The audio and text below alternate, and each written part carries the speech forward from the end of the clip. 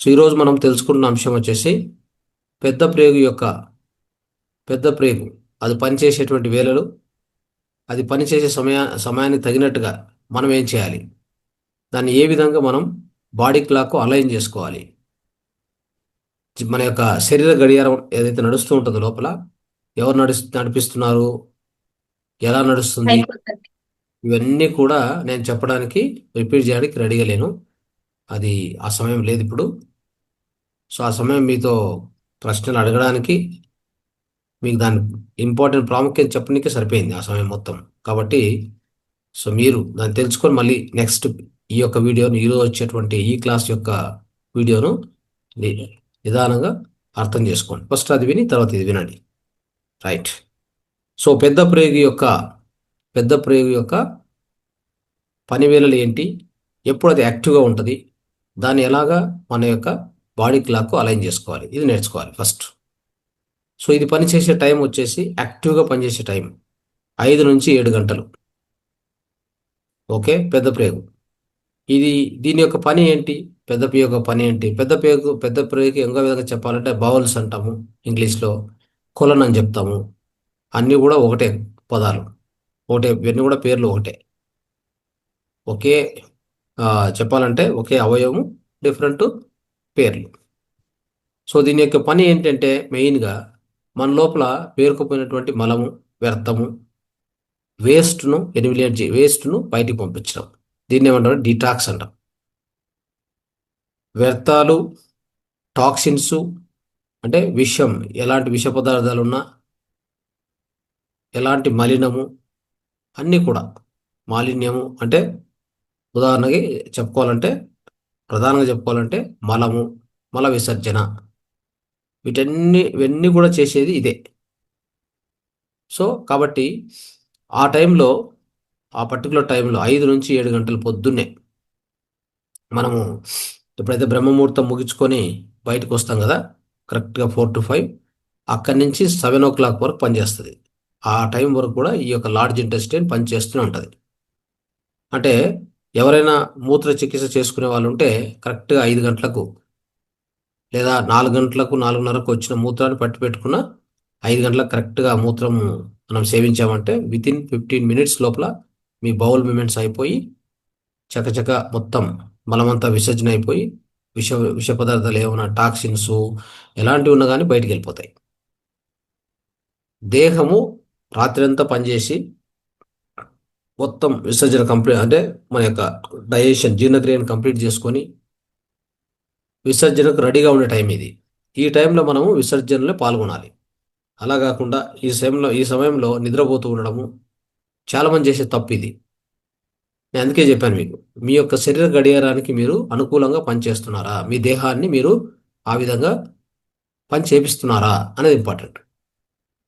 పనుకోవాల్సి అంటే మనం ఎలా ఉంటుందంటే మన అంటే నిత్య జీవితంలో పరిస్థితులు, ఈ సమయంలో మల విసర్జన చేయాల్సి ఉంటే ఈ సమయంలో బెడ్ మీద పడుకొని రగ్ కప్పుకొని దుప్పటి కప్పుకొని పడుకుంటారు. పరిస్థితి చూడండి ఎలా ఉంటుందో. యాక్చువల్గా జరిగేది ఏంటంటే 5 నుంచి 7 అంటే ఆ టైంలో సూర్యోదయం అంటుంది దాన్ని, సూర్యోదయ వేళ, సన్ రైజ్ టైం. ఆ టైంలో ఏం చేయాలి, హెచ్చరికగా అంటే మనం లేచి, అదే మనం మామూలుగా అయితే అందరం ఇక్కడ ఉన్నటువంటి ఎంతోమంది మాస్టర్స్, మిత్రులు బ్రహ్మముహూర్తకు లేచింటారు కాబట్టి ఇక మళ్ళీ ప్రత్యేకంగా లేయడం అంటే అవసరం లేదు. కానీ చాలామంది కూడా అలాంటి తప్పులు చేస్తూ ఉంటారు. అలా చేయడం వలన మన యొక్క బౌల్స్ మూమెంట్ ఆగిపోయి మల విసర్జన జరగక సరిగా వేస్ట్ బయటికి పోగా అప్పుడు అక్కడ స్టార్ట్ అయ్యేది మన యొక్క పొట్ట ఉబ్బరం రావడము, గ్యాస్ట్రిక్ కావడము, యాసిడిటీ ఎక్కువ కావడము, యాసిడిటీ ఎక్కువ అవుతుంది, గ్యాస్ట్రిక్ ఎక్కువ అవుతుంది, ఇక రకరకాలు మలబద్ధతం, ఆ, అంటే కాన్స్టిపేషన్, పైల్స్, ఇలాంటి ఎన్ని చాలా డిసీజెస్ ఉన్నాయి దీని నుంచి. ఎప్పుడు కూడా గుర్తుపెట్టుకోండి, మన యొక్క పొట్ట అనేది అంటే ఒకటి, పొట్ట పై భాగము, కింది భాగం. కింది భాగం వచ్చేసరికి విసర్జన, పై భాగం వచ్చేసరికి జీర్ణకోశం ఉంటుంది, జీర్ణాశయం. జీర్ణక్రియ పై జరుగుతుంది, కింద వచ్చేసి విసర్జన క్రియ జరుగుతూ ఉంటుంది. ఈ రెండింటిని కరెక్ట్గా పెట్టుకుంటే మన ఆరోగ్యం మొత్తం కూడా మనం మెయింటైన్ చేయొచ్చు. ఏ రోగాలతో ఏ రోగాలు బారిన పడకుండా మనం మెయింటైన్ చేయొచ్చు. ఎందుకంటే అక్కడ ఉన్నటువంటిదే అద్భుతమైనటువంటి ఆ ప్రదేశం మన దేహం మొత్తానికి అన్ని రోగాలను కూడా మెయింటైన్ చేసేది. ఎందుకంటే అక్కడ మణిపూరక చక్రం ఉంటుంది. అర్థమైందా? అక్కడనే మేజర్ గ్రంథులు అక్కడనే ఉంటాయి. కాబట్టి దీన్ని గుర్తుపెట్టుకొని ఆ టైంలో ఏం చేయాలి? మనం 5 నుంచి 7 గంటలకు మన దేహానికి సహకరించేటువంటి పనులే చేయాలి. మేల్కొని ఉండాలి. మంచిగా గోరువెచ్చని నీళ్ళు తాగాలి.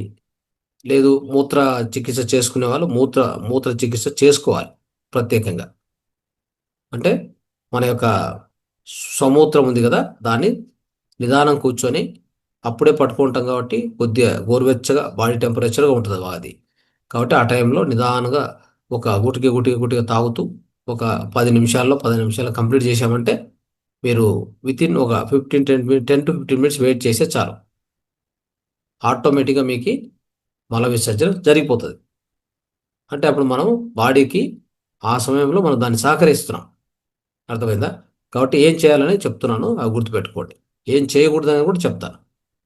సో కాబట్టి ఆ టైంలో గోరువెచ్చని నీళ్ళు తాగడము. ఓకే.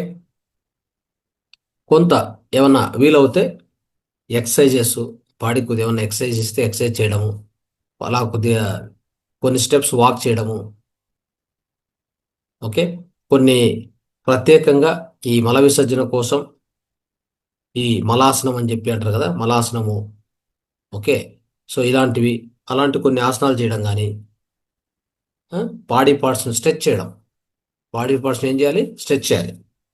దానికి యోగాసనం ముఖాంతరమైన, అంటే మూత్రాన్ని మనము ఆ, సేవించుంటాం, లేదా గోరువెచ్చని నీరు మూత్ర విసర్జన మూత్రం యొక్క మూత్ర సేవన మీకు అలవాటు లేకపోతే, మూత్ర చికిత్స చేసుకునే యూరిన్ థెరపీ చేసుకునే వాళ్ళు ఏం చేయాలి? గోరువెచ్చని నీళ్ళు దగ్గర దగ్గర 1 లీటర్ అనుకుంటే కూడా అట్లీస్ట్ ఒక ½ లీటర్ ఫస్ట్ స్టార్ట్ చేయండి. ½ లీటర్ గోరువెచ్చని తీసుకొని కొద్ది తాగుతూ ఒక 10 నిమిషాలు, ఆ తర్వాత ఒక 15 నిమిషాలు లిటిల్ స్ట్రెచ్, అంటే మలాసనము అవి ఇవి చేసుకుంటూ అట్లా కొద్దిసేపు చేయగానే మల విసర్జన రెడీ అయిపోయింటుంది. అప్పుడు దాన్ని మల విసర్జన చేసేసి బౌల్స్ క్లీన్ చేసుకొని దెన్ స్టార్ట్ యువర్ సబ్, మళ్ళీ మీ యొక్క క్లాస్లోకి అటెండ్ అయ్యి అలాగా ముందుకు తీసుకెళ్ళాలి. మళ్ళీ క్లాస్ వింటున్నప్పుడు కూడా మధ్యలో కొంత ఆ మళ్ళా లోపల బౌల్స్ మూమెంట్ జరిగి మళ్ళా మల విసర్జన జరిగే అవకాశం కూడా ఉంది. ఎవరు మూత్ర చికిత్స చేసుకునే వాళ్ళకి, లేదా గోరువెచ్చని నీళ్ళు తాగిన వాళ్ళు మళ్ళీ రావచ్చు. మళ్ళీ దాన్ని కూడా నిర్లక్ష్యం చేయకుండా తక్షణమే ఈ 5 నుంచి 7 మధ్యలో యాక్టివ్గా ఉంటుంది. మొత్తం వచ్చిందని పంపించేయాలి, బయటకు పంపించేయాలి. అలా చేసినప్పుడు అద్భుతమైన ఆరోగ్యాన్ని మనం కాపాడుకోవచ్చు. అర్థమైందా? ఆరోగ్యం ఆరోగ్యం అద్భుతంగా ఉంటుంది. మనస్సు కూడా నిర్మలంగా ఉంటుంది. ఎలాంటి ఒత్తిడి అనేది ఎక్కువ కాదు. ఓకే. ఎనర్జీ, ఫుల్ ఎనర్జీ వచ్చేస్తుంది. లోపల టాక్సిన్స్ అన్ని బయటికి పోతాయి కాబట్టి డిటాక్స్ అయిపోద్ది. కాబట్టి మొత్తం లోపల ఈ యొక్క పెద్ద ప్రేగు మొత్తం శుద్ధి అయిపోతుంది. నెక్స్ట్ మనం డైజెషన్కి రెడీగా ఉంటాము. నెక్స్ట్ ప్రిపేర్ అయ్యేది డైజెషన్ కోసం. ఎందుకు? 7 నుంచి 9కి ఏది పనిచేస్తుంది? 7 to 9 స్టమక్. అర్థమైందా? 7 to 9 పీరియడ్ ఏంటంటే స్టమక్ అంటే పొట్ట యొక్క సమయము. అప్పుడు మనం బ్రేక్ఫాస్ట్కి రెడీ కావాలి. సో అంటే శరీరంలో ఒక్కొక్క అవయవానికి ఒక్కొక్క టైం కేటాయించబడింది అనేది నేను ఇంతకుముందు చెప్పాను సబ్జెక్ట్. అదే లాస్ట్ సబ్జెక్ట్. కాబట్టి ఆ సమయంలో దానికి తగినటువంటి, దానికి సహకరించే విధంగా చేయాలి, కానీ దానికి వ్యతిరేకంగా నడుచుకోకూడదు అనేది ముఖ్యమైన విషయం. దానికి ఎలాంటి సహకారం ఇస్తే ఇంకా అద్భుతంగా ఆ అవయవాలు క్లీన్ అవ్వబడతాయి. ఆ అవయవాలు ఒక పీక్ ఎనర్జీతో వర్క్ చేస్తూ ఉంటాయి ఆ సమయంలో, ఆ పర్టికులర్ అవయవం. దానికి సహకరించే విధంగా మనము కొన్ని చర్యలు చేపట్టాలి. సో అది ఇప్పుడు తెలుసుకున్నాం కదా. ఈ టైంలో మాత్రం ఎట్టి పరిస్థితుల్లో కాఫీ తాగేది, టీ తాగేది, బెడ్ కాఫీ, బెడ్ టీ అని ఇలాంటి అలవాట్లు ఉంటే మానుకోండి. ఇలాంటివి చేయనీకి పోవద్దు. పడుకొని నిద్రపోవద్దు. అయిందా? ఇలాంటి నెగిటివ్ ఏమేం చేయకూడదని చెప్పాను నేను. అర్థమైందా? అలాంటివి చేయనీకి పోరాదు. ఏది ఏమంటారు, ఆయిలీ ఫుడ్స్, తినకూడని ఆహారాలు అట్లాంటివి ఈ టైంలో అసలు తినవద్దు. 5 to 7 ఈ టైంలో మనం ఇన్పుట్ ఏది ఇవ్వకూడదు నోట్లోంచి. ఒక నీరు, ద్రవ పదార్థము, మూత్రం ఇలాంటి తప్ప. ఓకే. ఎలాంటి విధంగా అశ్రద్ధ చేయకుండా ఆ టైంలో కూర్చొని పేపర్ చదివేది. ఆ?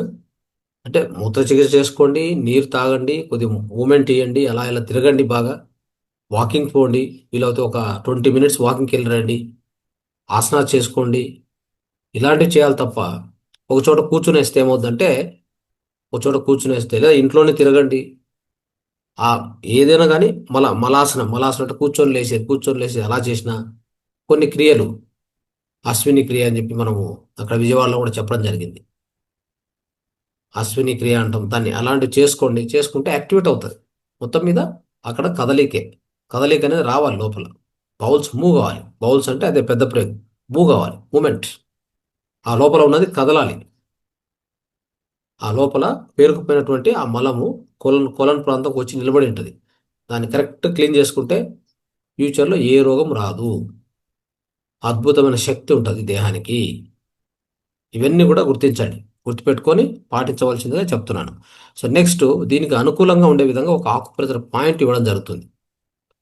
ఈ ఆకుప్రెజర్ పాయింట్ ఏం చేస్తుందంటే, ఈ యొక్క ఎనర్జీ ఏదైతే ఆ యొక్క పెద్ద పేగు ఆ సమయంలో ఇంకొంత ఎక్కువ శక్తిని ప్రవహించేలాగా చేస్తుంది. శక్తి ఎక్కువగా ఇవ్వడం వలన తొందరగా క్లీన్ చేసుకుంటుంది.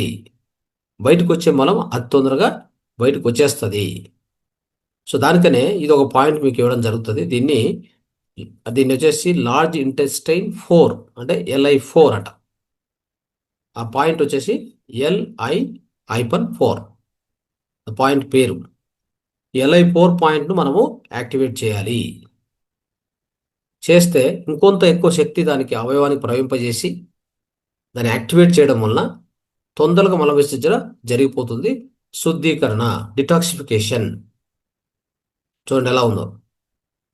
కాబట్టి ఈ పాయింట్ మనం ఎక్కడ ఉంటుంది, ఎలా ఆపరేట్ చేయాలి, ఎలా దానికి ఒత్తిడి కలిగించాలి అనేది నేను చూపిస్తాను మీకు ప్రాక్టికల్గా. అందరూ కూడా నేర్చుకోండి. చూడండి, ఈ రెండు చేతుల్లో కూడా ఉంటుంది. ఉదాహరణకి ఈ చేతి తీసుకుందాం. ఈ చేతిని ఇలాగా, ఈ యొక్క బొటన వేలిని ఇట్లా ఒక గట్టిగా, అంటే గట్టిగా అని కాదు, క్లోజ్గా పెట్టండి. ఈ యొక్క చూపుడు వేలుకు దీన్ని దగ్గరగా, అంటే ఇట్లా టచ్ చేసి పెట్టండి. పెట్టినప్పుడు వెనక్కి తిప్పి చూస్తే ఇక్కడ ఒక ఉబ్బరం ఉంటుంది. ఇక్కడ అంటే ఇక్కడ చూడండి, బల్జ్ ఉంటుంది ఇక్కడ. ఈ రెండు ఇలా పెట్టడం కాబట్టి ఇట్లా పెడితే అనిపించదు. ఇట్లా పెడితే మనకు ఇక్కడ హైట్ పాయింట్ ఒకటి ఉంటుంది. ఇక్కడ ఈ హైట్లో ఉండేటువంటి ఈ పాయింట్ ఉంది కదా, ఆ పాయింట్ మనం ఇట్లా ప్రెస్ చేసుకోవచ్చు. ఇలాగ చూడండి, ఇట్లా ప్రెస్ చేసి ఒక 5 seconds పెట్టడము. కావాలంటే బ్రీత్తో పాటు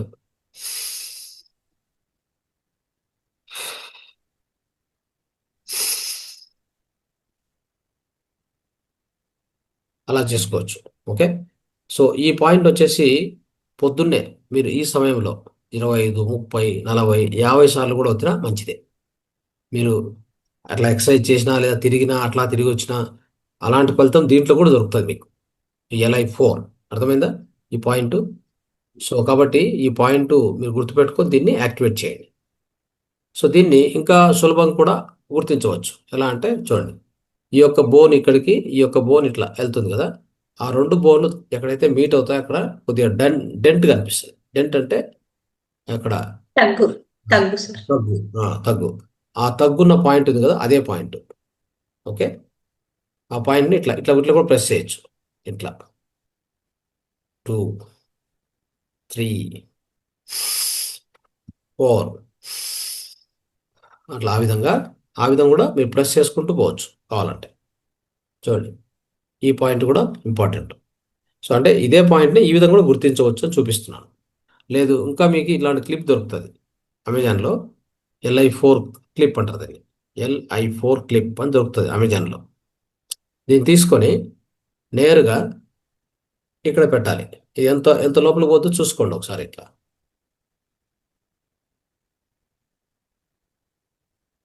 చూడండి, కనిపిస్తుందా? కనిపిస్తుంది సార్. ఆ. చూడండి ఎలా పోయిందో లోపలికి. అది ఎక్కడి వరకు లోపలికి వెళ్తుందో అక్కడికి ఇట్లా పెట్టేసి స్టాండర్డ్గా ఇట్లా పెట్టేసి వదిలేయండి. అది ప్రెస్ అయ్యి ఆ పాయింట్ ప్రెస్ అవుతూనే ఉంటుంది. అర్థమైందా? ఇది LI4 క్లిప్ అంటారు దీన్ని. సో దీన్ని అలా ఉంచేస్తే ఒక 2-3 మినిట్స్ అట్లే ఉంచేస్తే ఆ పాయింట్ నీట్గా ప్రెస్ అవుతుంది. అప్పుడు LI4 దానివలన ఇది వచ్చేసి ఇక్కడ పర్టికులర్గా ఏమవుతుందంటే LI4 మెరిడియన్ రన్ అవుతూ ఉంటుంది. LI అంటే లార్జ్ ఇంటెస్టైన్, పెద్ద పేగు యొక్క మెరిడియన్ ఎనర్జీ ఛానల్ రన్ అవుతూ ఉంటుంది ఇక్కడ. దానికోసం అక్కడ ఆ ఛానల్ మీద ఇది ఒక పాయింట్ గుర్తించడం జరిగింది. దీన్ని LI4 పాయింట్ అంటాం. అక్కడ పెడితే ఇది యాక్టివేట్ చేస్తుంది. ఈ యొక్క పెద్ద పేగుని యాక్టివేట్ చేసి తొందరగా మనలో ఉన్నటువంటి మలాన్ని బయటికి పంపిస్తుంది. సో ఈ ఆక్యుప్రెషర్ పాయింట్ దాని మీద ఒత్తిడి కలిగించడం వలన ఏ ఉపయోగము? మనం అనుకున్నట్టుగానే బౌల్స్ మూమెంట్ ఫాస్ట్గా అయిపోతుంది కదా. మనకు ఎలాంటి ఈ కాన్స్టిపేషన్ ప్రాబ్లమ్స్ ఎవరికైనా ఉంటే, మలబద్ధకం అట్లాంటి ఉంటే అవన్నీ తొలగిపోతాయి. మన లోపల ఉన్నటువంటి టాక్సిన్స్ అన్ని బయటికి పోతాయి, వేస్ట్ అంతా బయటికి పోతుంది. అవునా?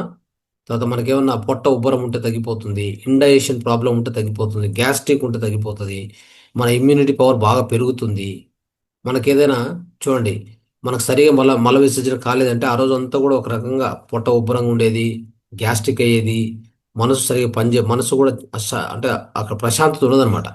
స్ట్రెస్ ఎక్కువ అవుతుంది, మనకు ఆందోళన ఎక్కువ అవుతుంది, యాంగ్జైటీ. సో ఇలాంటివన్నీ కూడా తగ్గిపోతాయి కదా. దీనివలన ఎవరికైతే మల విసర్జన సరిగ్గా జరగకపోతే వాళ్ళకి ఏమవుద్దంటే కొన్ని కండరాల నొప్పులు, లేదంటే హెడేక్ ఇట్లాంటివి వస్తాయి. హెడేక్ కంపల్సరీ వస్తుంది. అవన్నీ కూడా తొలగిపోవడం జరుగుతుంది. చూడండి ఎన్ని ఎన్ని లాభాలు ఉన్నాయి. ఒక చిన్న దాన్ని చేస్తే ఎన్ని లాభాలు మనకు వచ్చాయి చూడండి, ఆలోచించండి. అవునా? సో కాబట్టి వీటన్నింటి కోసం మనం ఏం చేయాలి? దీన్ని ఈ విధంగా యాక్టివేట్ చేసుకోవాలి. ఈ పాయింట్ మనం యాక్టివేట్ చేసుకోవాలి. సౌండ్ చాలా తక్కువ ఉంది. ఎవరామె? సరస్వతి. మేడం, మీ ఫోనే ప్రాబ్లం ఉంటుంది మేడం. సార్ వాయిస్ అందరికి క్లారిటీగా ఉంది. మేడం ప్రతిసారి చెప్తుంటారు సార్, అది అందుకే చెప్పాను. రైట్. సో కాబట్టి దీన్ని యాక్టివేట్ చేసుకోవడం ఎంత ఇంపార్టెంట్ మనకు అర్థమైంది. ఓకే. మన శక్తి మన లోపల బాడీ ఎనర్జీ కూడా ఫుల్గా రైజ్ అవుతుంది. డిటాక్సిఫికేషన్, నెక్స్ట్ డైజెషన్ తొందర ఇవ్వదు. డిటాక్సిఫికేషనే సరిగ్గా కాకపోతే, మల విసర్జనే సరిగ్గా కాకపోతే మీరు మళ్ళీ తిని ఏం ప్రయోజనము? చాలామంది చేసే తప్పేంటి చెప్పండి? ఇంకా లోపల ఆ వేస్ట్ ఉంది కదా, వేస్టే బయటికి పోకపోవడము, వేస్ట్ ఇంకా బయటికే పంపించలేదు పొద్దునే. మళ్ళీ కరెక్ట్గా టిఫిన్ టైంలో టిఫిన్ తినాలని పెట్టుకొని ఉంటారు టార్గెట్. చూడండి ఎట్లా ఉందో పరిస్థితి.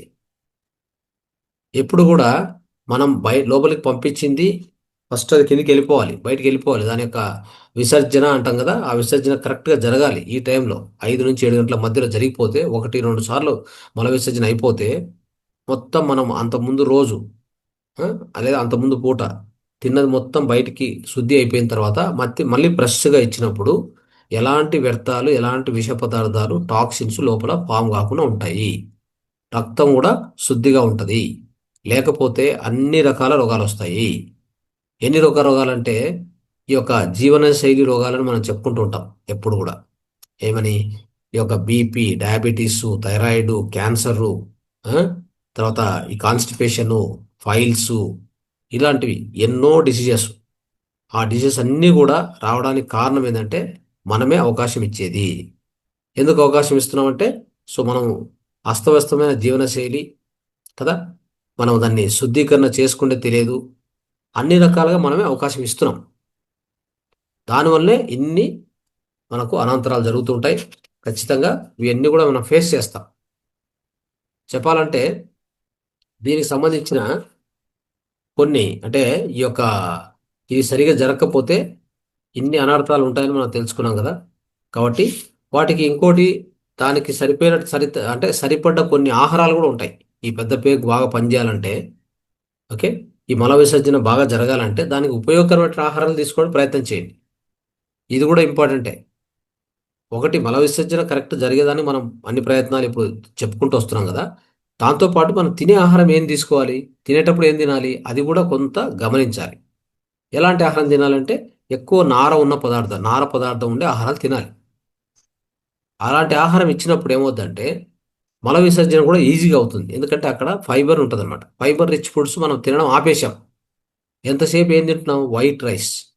దాంట్లో తౌడు లేకుండా, పొట్టు లేకుండా వైట్గా ఉండే రైస్, తెల్లటి ఆహారాన్ని, ఆ రైస్ మనం పదే పదే పదే పదే పొద్దున, సాయంత్రం, మధ్యాహ్నం, లేదంటే దాన్ని ఇడ్లీ, ఇడ్లీ పిండి, లేదంటే దోశ, ఇట్లా ఈ ముఖాంతరం కూడా తీసుకుంటూ ఉంటాం. అన్ని పిండి పదార్థాలే. ఎలాంటి దాంట్లో నార అనేటువంటి పదార్థం లేదు, అవకాశం మనం ఇవ్వట్లేదు. ఇది మనం చేసేటువంటి ఇంకో తప్పు. అంటే మల విసర్జన పెద్ద పేగు వద్ద జరుగుతుంది కరెక్టే. అది కరెక్ట్గా జరగడానికి మనం దానికి సహకరించాలని చెప్తున్నాను నేను. ఇప్పుడు కొన్ని నేర్చుకున్నాం టెక్నిక్స్ ఎలా సహకరించాలి అనేది. ఇప్పుడు ఇంకా కొన్ని ఏంటంటే మనం తీసుకునే ఆహారం తినేటప్పుడు ఎలా ఉండాలి, అప్పుడు మల విసర్జన అద్భుతంగా జరుగుతుంది అనేది ఒక విషయం, ఒక ఇంపార్టెంట్ పాయింట్ ఇది. అంటే దీంట్లో ఏంటంటే నార ఉన్న పదార్థాలు తినండి. ఎలాంటివి? ఎక్కువ నార ఉండేదంటే ఖచ్చితంగా మనకు ఒక ఆల్టర్నేట్ డేనో 2 రోజులకు ఒకసారో ఖచ్చితంగా మిల్లెట్స్ అంటే సిరిధాన్యాలు, దాంట్లో ఎక్కువ ఫైబర్ ఉంది. అవునా? సో దాని తర్వాత రైసే రైసే తినే అలవాటు ఉన్నప్పుడు ఏంటంటే దాన్ని కొద్దిగా తౌడు అనేది పూర్తి పాలిష్ పట్టేయకుండా బ్రౌన్ రైసో లేకపోతే రెడ్ రైసో ఇట్లాంటిదో, ఇలాంటివి కొన్ని వాడుకోండి. కొన్ని వేరే రకాలు దొరుకుతాయి మనకి, దాన్ని వాడుకోండి. దాంతోపాటు ఎక్కువగా ఫ్రూట్స్, వెజిటబుల్స్ పొద్దున్నే, ఎస్పెషల్లీ బ్రేక్ఫాస్ట్కి అయితే సాధ్యమైనంత వరకు ఫ్రూట్స్ అలాంటి వాటితోనే మనము, ఫ్రూట్ సలాడ్తోనే ముగించుకోవచ్చు.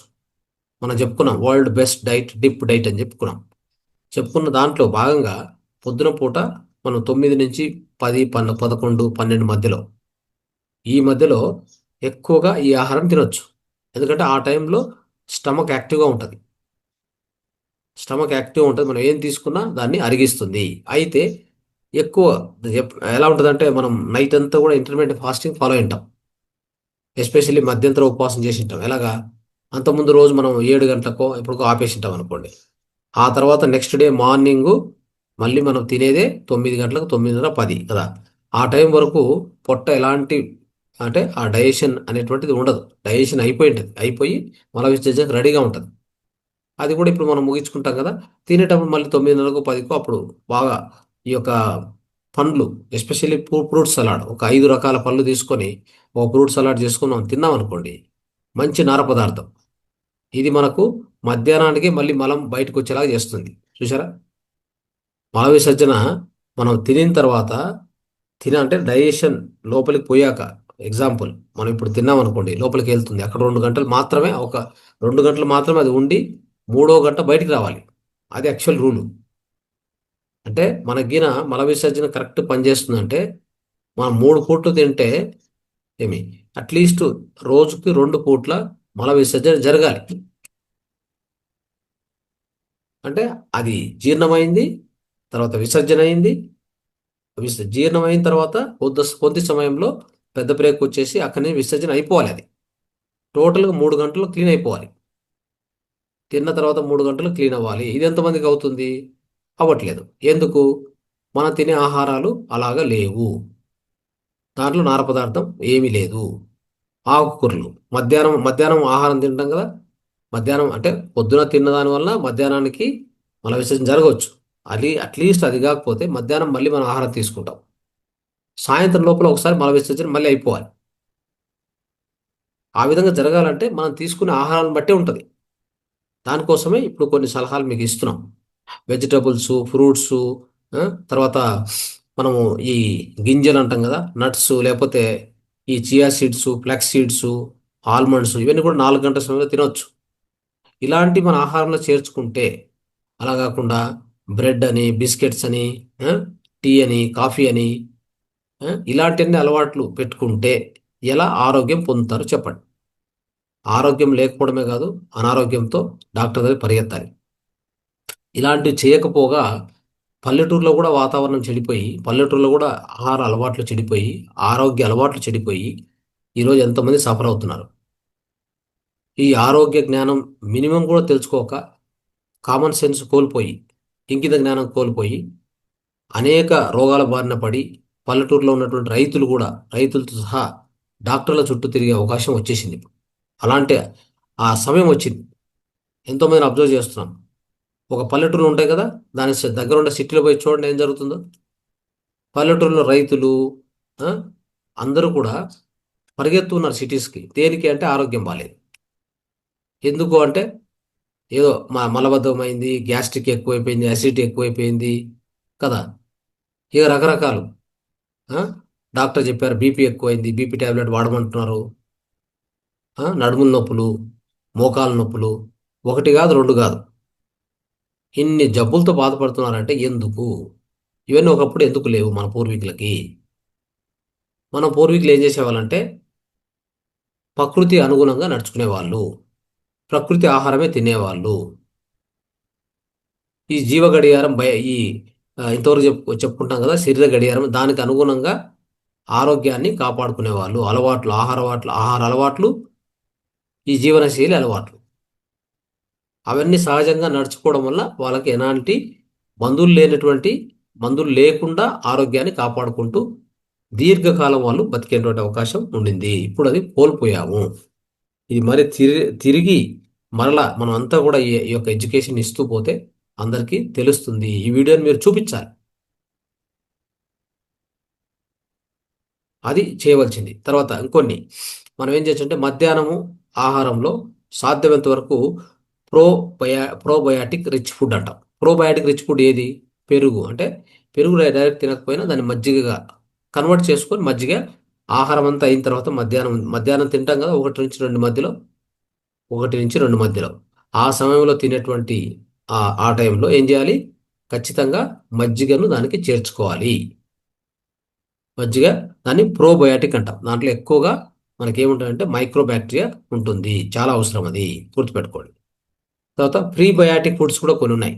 ఏమంటే ఆనియన్స్, బనానాస్ అని, ఇలాంటివి కూడా దీంట్లో కూడా ఏముంటాయంటే ఎక్కువగా ఈ ప్రోబయాటిక్ అంటే మైక్రోబ్యాక్టీరియా. ఓకే, ఆ మైక్రోబ్యాక్టీరియా లోపలే తయారయ్యే విధంగా ప్రీబయాటిక్ ఫుడ్స్ అని ఉంటాయి. ఇవి కూడా మనం ఉపయోగించుకోవచ్చు. తర్వాత ఎక్కువగా దేహానికి నీరు శాతం ఎక్కువ ఇచ్చేటువంటి ఆహారాలు ఏంటివి? అవి దోసకాయలు, ఆ, కలింగ పండ్లు, అంటే మనం వాటర్ మెలన్ అని చెప్తాం కదా, అది. తర్వాత సిట్రస్ ఫ్రూట్స్, ఎస్పెషల్లీ మనం రోజువారీగా వాడుకోవాల్సినటువంటి ఆరెంజ్ అని, ఆ, నిమ్మకాయ కూడా, అది కూడా సిట్రస్ సంబంధించినటువంటిదే. సో ఇట్లాంటివి సి విటమిన్ ఎక్కువ ఇచ్చేది, అవి మనకు ఇమ్యూనిటీని పెంచుతాయి. ఇవి కూడా వాడుకోవాలి, ప్రతిరోజు వాడుకోవడానికి మనం ప్రయత్నం చేయాలి. తర్వాత ఈ పర్మెంటెడ్ ఫుడ్స్, అంబలి అని తయారు చేసుకుంటాం కదా, సో దాన్ని తయారు చేసుకొని మనం బ్రేక్ఫాస్ట్ అంటే పొద్దునే ఓ రోజు ఫ్రూట్స్ తినలేకపోతే కూడా ఈ అంబలిని మాత్రం తినొచ్చు కావాలంటే. ఏదున్నా కానీ ఏమైనా గుర్తుపెట్టుకోండి, ఏ ఆహారం తింటారు అనేది ఇంపార్టెంట్ కాదు, కానీ ఎప్పుడు తింటాం అనేది చాలా ఇంపార్టెంట్ మన జీవితంలో. ఏం తింటున్నాం అనేది పొద్దున్నే 10 నుంచి రాత్రి 6 వరకు ఏమైనా తినండి. ఏమైనా అంటే సాత్వికారంలో ఏమైనా తినండి, ఎలానా మీరు మలుచుకోండి, అభ్యంతరం లేదు. దేహానికి ఇప్పుడు చెప్పుకున్న నార పదార్థాలు, ఆ, ఈ యొక్క గింజలు, ఆ, తర్వాత ఈ డ్రై ఫ్రూట్స్, ఇలా అన్నీ అందేలాగా చూసుకోండి చాలు. అయితే తినే టైం వచ్చేసి పొద్దున్నే 10 నుంచి రాత్రి 6 లోపల ముగిచ్చేయాలి. ఇంతే మనం చేయాల్సింది, ఇంకంతకంటే ఏం చేయనక్కర్లా. చెప్తూ ఉంటాం ఇలా తినండి ఎలా తినండి అంటే, మీరు అవకాశం లేదన్నప్పుడు ఎలా అయినా తినండి, బట్ పొద్దున్నే 9:30 10కి స్టార్ట్ చేస్తే రాత్రి 6 6:30 7 లోపు ముగిచ్చేయాలి. ఇంతే చేయవలసింది. ఎంత తింటున్నాం, ఏం తింటున్నాం కంటే ఎప్పుడు తింటున్నాం అనేటువంటిది చాలా ఇంపార్టెంట్ దేహానికి. ఇది ఒక్కటి గుర్తుపెట్టుకోండి. ఓకే, నెక్స్ట్ కోకోనట్ ఆయిల్, మనకు అవకాడోస్, ఇలాంటివి కూడా ఇట్లాంటివన్నీ కూడా హెల్తీ ఫ్యాట్స్ మన దేహానికి. చియా సీడ్స్, ఫ్లాక్స్ సీడ్స్, అవస ఆ, ఈ ఇలాంటివన్నీ కూడా మన దేహానికి మనం ఇస్తూ పోవాలి. తర్వాత ఈ యొక్క అన్ని ఆకుకూరలన్నీ కూడా మధ్యాహ్నం ఆహారంకి సరిపడ్డ ఏ ఆకుకూరలు దొరికితే ఆ ఆకుకూరలు, తోటకూర, పాలకూర ఉంటాయి కదా, ఇవన్నీ కూడా, గోంగూర, ఇవన్నీ కూడా మనము హాయిగా అద్భుతంగా చేసుకొని ఆ వంటలు మన యొక్క మధ్యాహ్న ఆహారంలో భాగం చేసుకోవాలి. ఇలాంటివి. తర్వాత జింజరు, టర్మరిక్, ఇవన్నీ యాంటీ ఇన్ఫ్లమేటరీ ప్రాపర్టీస్ ఉంటాయి. మన యొక్క ఈ యొక్క గట్ అంటే పొట్టను వచ్చేసి స్మూత్గా తయారు చేస్తాయి. సో అక్కడ ఎలాంటి యాంటీ ఇన్ఫ్లమేషన్ ఉంటే కూడా తొలగించేటువంటి అవకాశం ఉంటుంది. మన ఆహారంలోనే భాగంగా ఈ పసుపు, ఈ జింజర్, అల్లము ఇవి కూడా మనం కొన్ని కలుపుకోవచ్చు. అది కూడా చేయండి. సో ఇలా చేయడం వలన డైజెషను బాగుంటుంది. ఈ పదార్థాలు ఈ ఆహారం తినడం వలన బాగా డైజెషన్ అయింది. ఎక్కడ ఇండైజెషన్ అంటే అజీర్ణం కాలేదు అన్నప్పుడు మనకు మల విసర్జన కూడా అద్భుతంగా అవుతుంది. ఈ ఎస్పెషల్లీ ఆహారాలు ఇలాంటి ఆహారాలు తినడం వలన అనేది మీరు తెలుసుకోవాలి. సో దీన్ని బట్టి సో ఇలాంటి ఆహారాలు కూడా మనకు వీటికి హెల్ప్ చేస్తాయని తెలుసుకోండి. సో దీనికి ఇట్లా చేయడం వలన ఎన్ని రోగాలు ఈ పెద్ద ప్రేగుకు సంబంధించి మనం బయట వింటూ ఉంటామంటే ఆ రోగాల పేర్లు కొన్ని చెప్తాను. ఎన్ని రోగాల నుంచి కూడా విముక్తి మనకు కలుగుతుంది. చూడండి, ఇన్ని రోగాలు ఉన్నాయా అనేది కూడా మనకు అర్థం కాదు, కానీ ఉన్నాయి. డాక్టర్స్ వాళ్ళకి పేర్లు వాటికి పేర్లు పెట్టారు. మీరు పోతే వాటికి తగ్గ మెడిసిన్స్ కూడా ఇస్తారు. అలా కాకుండా మనం LI4 యాక్టివేట్ చేసుకున్నాం, LI4 పాయింట్ ఆకుప్రెజర్ పాయింట్ రోజు ఉపయోగిస్తున్నాం. దానికి మల విసర్జన సహకరించేటువంటి అలవాటు నేర్చుకున్నాం. ఇప్పుడు చెప్పిన ఆహారాలు ఇలా తీసుకున్నాం. ఓకే, ఏదే ఈ బేకరీకి పోయేది, బేకరీలో ఉన్నటువంటి పదార్థాలు తినేది, ఈ వెజ్ పప్పు అని ఉంటాయి కదా రకరకాలు, ఇవన్నీ తిని తర్వాత ఎక్కువ స్వీట్లు తిని ఇవన్నీ మీరు చేశారంటే మీ మైక్రో బ్యాక్టీరియా చనిపోతుంది. మైక్రో బ్యాక్టీరియా ఎక్కువ ఉండదు. అప్పుడు జీర్ణం సరిగా కాదు, విసర్జన సరిగా కాదు. చూడండి, అన్ని ప్రమాదాలే, ఒకదానికోటి ఇంటర్ కనెక్టెడ్. ఇవన్నీ మీది అర్థం చేసుకొని మనం చెప్పిన ఈ ఆహార విధానాలని, ఈ ఆరోగ్య అలవాట్లను అలవాటు చేసుకుంటే చాలు. సరే, ఏ రోగాల పేర్లు చెప్తారు డాక్టర్లు? జనరల్గా ఈ పెద్ద ప్రేగుకు సంబంధించి పెద్ద ప్రేగు సరిగా పని చేయకపోతే, తను సరిగా చేసుకోకపోతే 5 నుంచి 7 గంటల మధ్యలో మీకు వచ్చే జబ్బుల రోగాలు ఆ పేర్లు చూస్తే ఇరిటబుల్ బౌల్ సిండ్రోమ్ IBS అని చెప్తారు. తర్వాత కాన్స్టిపేషన్ అండ్ క్రానిక్ డయేరియా, పదే పదే భేది అవుతుంటుంది. తర్వాత మలబద్ధత వచ్చేసి ఉంటుంది, దీన్ని కూడా చెప్తారు డాక్టర్లు. ఇన్ఫ్లమేటరీ బౌల్ డిసీజ్ IBD అని కూడా చెప్తారు. పేర్లు చెప్తున్నాను. డైవర్టికులోసిస్ అని ఇంకోటి ఉంది, అది కూడా చెప్తారు. ఇంకోటి లీకీ గట్ సిండ్రోమ్ అని చెప్తారు. చూడండి, బ్లోటింగ్ అండ్ గ్యాస్ అని వచ్చేస్తుంది. మొత్తం పొట్ట అంతా ఉబ్బరం రావడం, బ్లోట్ అయిపోతుంది, గ్యాస్ ఎక్కువ ఉంటుంది. తర్వాత పొత్తి కడుపు నొప్పి, అవునా, అబ్డోమినల్ పెయిన్ అని చెప్తాం.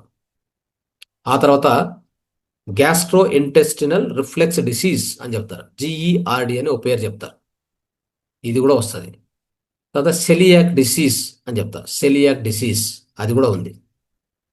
ఇక మనకు ఈ ఫుడ్ పాయిజన్ అయ్యేది, ఇవన్నీ కూడా కారణాలు ఇక్కడే ఉండేది, దీని యొక్క కారణమే. తర్వాత కొలోనిక్ పాలిప్స్ అని చెప్తారు, అదొక పేరు. ఫీకల్ ఇన్కాంటినెన్స్ అని చెప్తారు, అదొక రోగం. చూడండి ఎట్లా ఉన్నాయో. డైజెస్టివ్ ఇష్యూస్, ఇక ఈ యాంటీబయాటిక్లు ఏమైనా యూజ్ చేశారనుకోండి, ఎప్పుడైనా రోగాలకు ఈ రోగం ఆ రోగం అని చెప్పి యాంటీబయాటిక్ యూజ్ చేస్తే అది ఇంకా డేంజర్. దాని నుంచి ఏమవుతుందంటే లోపల ఉండే మైక్రోబ్యాక్టీరియా చచ్చిపోతుంది. మీకు ఏది తిన్నా అరగదు, జీర్ణం కాదు. ఇక ఆటోమేటిక్గా మల విసర్జన రాదు, మల విసర్జన సరిగ్గా కాదు. చూడండి ఎంత ప్రమాదం ఉందో చెప్పండి. ఇవన్నీ దృష్టిలో పెట్టుకొని మిత్రులారా, ఫైనల్గా మీకు సమ్మరీ చెప్పబోయేది ఏంటంటే అంటే మనం ఏమేమి చేసుకుంటే, ఏ పాయింట్స్ ఫాలో అయితే, సమ్మరీ లాగా చెప్పాలనుకుంటే ఈరోజు మొత్తం అంతని మనం ఇంతవరకు చర్చించిన దాన్ని ఒక సమ్మరీ లాగా తెలుసుకుంటే, మనము గోరువెచ్చని నీళ్లు లేదా మూత్ర చికిత్స చేసుకొని ఈ యొక్క బౌల్స్ మూమెంట్ అంటే ఈ డిటాక్స్ ప్రాసెస్ ఏదైతే ఉందో దానికి సహకరించేలాగా మనము యాక్షన్ తీసుకోవాలి పొద్దున్నే. తర్వాత ఆ టైంలో ఈ మలాసనం అని చెప్పి కొన్ని ఆసనాలు లేదా కొంత వాకింగ్ చేసి అలాంటి అలవాట్లు కూడా మనం నేర్చుకోవాలి, అవునా. తర్వాత పొద్దున్నే ఈ మల విసర్జన మీద దృష్టి పెట్టండి, అది అవ్వాలి అనేటువంటి సంకల్పంతో మీరు దృష్టి పెట్టి ఇవన్నీ ఈ చర్యలు తీసుకుంటూ వస్తే ఆ వేస్ట్ మొత్తం క్లియర్ అవుతుంది. LI4 పాయింట్ మర్చిపోకుండా ఖచ్చితంగా దాన్ని యాక్టివేట్ చేసుకోండి, అయిందా. తర్వాత హెల్తీ బ్రేక్ఫాస్ట్తో మీరు మొదలు పెట్టండి. అన్ని ఫైబర్ రిచ్ ఫుడ్స్ ఏముంటాయో అలాంటివి తీసుకొని పొద్దున్నే మనం చెప్పుకున్నట్టుగా ఈ యొక్క పండ్లు 5 రకాల పండ్లు మన వెయిట్ని బట్టి మనం ఇంతకుముందు చెప్పుకున్నాం డిప్ డైట్లో. దాని ప్రకారంగా మన వెయిట్ ఎంత ఉంటుందో దాన్ని బట్టి దానికి ఒక 10 రెట్లు 50 కేజీలు వెయిట్ ఉంటే 10 రెట్లు అంటే 500 గ్రాములు వస్తుంది, 500 గ్రామ్స్. అవునా? సో అంత ఆ ఫ్రూట్ సలాడ్ చేసుకొని మనం దాన్ని గిన స్వీకరిస్తే, దాన్ని పూజిస్తే ఏమవుతుంది, మనకు ఫైబర్ రిచ్ ఫుడ్ అందుతుంది దేహానికి. ఈ విధంగా మన లార్జ్ ఇంటెస్టైన్ పెద్ద ప్రేగును సపోర్ట్ చేయడం జరుగుతుంది. సో అది చేసేటువంటి పనితనానికి ఇది హెల్ప్ చేస్తుంది. కాబట్టి ఇవన్నీ చేసుకొని మన ఆరోగ్యాన్ని మనం కాపాడుకోవాలి. ఇన్ని రోగాల నుంచి మనం కాపాడుకునే అవకాశం ఉంది. కాబట్టి ప్రతి ఒక్కరు దీన్ని ఫాలో కావాలి, దీన్ని నేర్చుకోవాలి, దీన్ని తక్షణమే మన జీవన అలవాటుగా తయారు చేసుకొని మన జీవితంలో దీన్ని భాగం చేసుకోవాలి అని తెలియజేస్తూ ఈరోజు కార్యక్రమాన్ని ఇంతటితో ముగిస్తున్నాం. థ్యాంక్ యూ, ధన్యవాదాలు.